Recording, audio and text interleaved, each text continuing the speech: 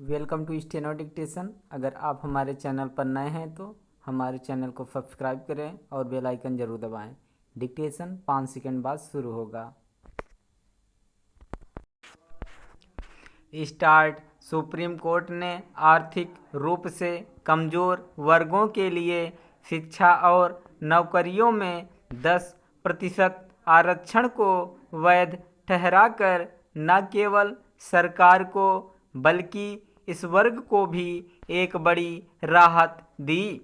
यद्यपि आर्थिक रूप से कमज़ोर तबकों को दिए जाने वाले 10% आरक्षण को सही ठहराने वाला निर्णय सर्वसम्मति से नहीं दिया गया, लेकिन इससे उसकी वैधता पर कोई प्रभाव नहीं पड़ने वाला।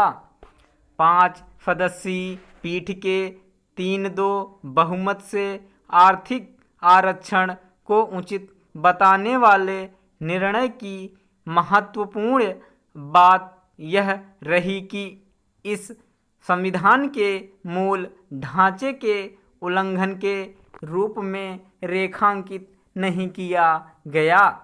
ज्ञात हो कि इसके पहले सुप्रीम कोर्ट ने अपने कई निर्णयों में यही कहा था कि आरक्षण की सीमा 50% से अधिक नहीं हो सकती।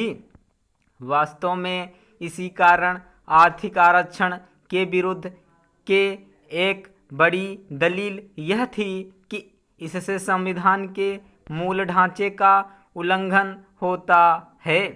अब जब सुप्रीम कोर्ट ने यह स्पष्ट कर दिया कि ऐसा नहीं है, तो फिर यह प्रश्न उठेगा कि संविधान के मूल ढांचे वाला सिद्धांत कितना मायने रखता है। इस प्रश्न का उत्तर जो भी हो, अब आर्थिक आरक्षण के साथ साथ जातिगत आरक्षण को लेकर होने वाली राजनीति समाप्त होनी चाहिए, क्योंकि दोनों ही तरह के आरक्षण एक दूसरे वर्ग के अधिकारों का अतिक्रमण नहीं करते। समझना कठिन है कि कुछ राजनीतिक दल आर्थिक आरक्षण पर सुप्रीम कोर्ट के फैसले से असहमत क्यों दिख रहे हैं। ऐसे दलों में से एक द्रमुक का यह कहना विचित्र है कि सुप्रीम कोर्ट का फैसला सामाजिक न्याय की लड़ाई को कमज़ोर करने वाला है। आखिर निर्धन वर्गों को राहत देना सामाजिक न्याय के विरुद्ध कैसे हो सकता है? क्या सामाजिक न्याय का निर्धारण केवल जाति विशेष को आरक्षण का लाभ देने से ही होता है? आर्थिक आधार पर आरक्षण को संविधान सम्मत ठहराए जाने के बाद यह माना जा रहा है कि अब आरक्षण की मांगों को नए सिरे से बल मिल सकता है।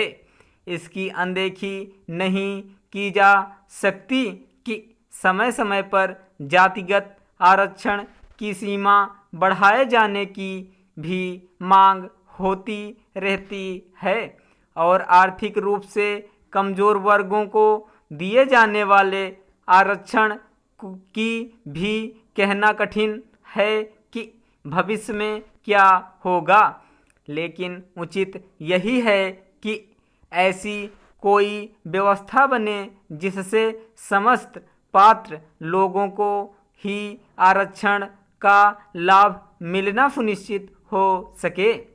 यह जातिगत आरक्षण के मामले में भी सुनिश्चित किया जाना चाहिए और आर्थिक आरक्षण के मामले में भी।